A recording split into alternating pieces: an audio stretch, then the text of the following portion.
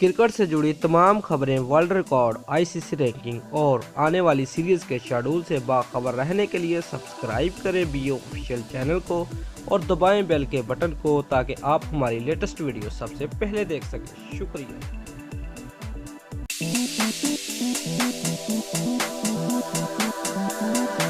Viewers, जियो news से गुफ्तगू में कलंदर के chief executive officer Rana Atif का कहना है कि टीम नौजवान क्रिकेटर्स और तजर्बाकार सीनियर का बेहतरीन कॉम्बिनेशन है और इस टीम को पाकिस्तान सुपर लीग की सबसे वल्वला खेज टीम कहना गलत नहीं होगा। व्यूअर्स, उनका कहना था कि टीम के पास हर खिलाड़ी एक से बढ़कर एक है। फ़खर ज़मान से लेकर हारिस रऊफ तक और साथ साथ दरमियान में डिविलियर और मोहम्मद हफीज़ जैसे खिलाड़ियों की मौजूदगी टीम की बेहतरीन कॉम्बिनेशन की ज़मानत है। व्यूअर्स, 14 फरवरी 2019 से शुरू होने वाले टूर्नामेंट के लिए 6 फ्रेंचाइज ने 633 मुल्की गैर मुल्की खिलाड़ियों में से इंतखाब किया। उनका कहना है कि टीम को गुज़िश्ता 3 साल से जो मसला दरपेश रहा वो मिडल ऑर्डर के अदम तसल्लुल का था, लेकिन अब लाहौर कलंदर ने इस मसला से छुटकारा हासिल कर लिया है।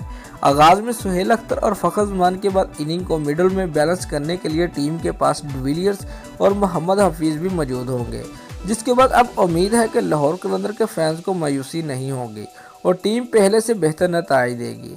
व्यूअर्स, राना आतिफ ने इस बात की भी तस्दीक की कि लाहौर कलंदर के चौथे एडिशन में मोहम्मद हफीज़ ही टीम के कप्तान होंगे, क्योंकि हफीज़ टीम को उठाने की पूरी सलाहियत रखते हैं।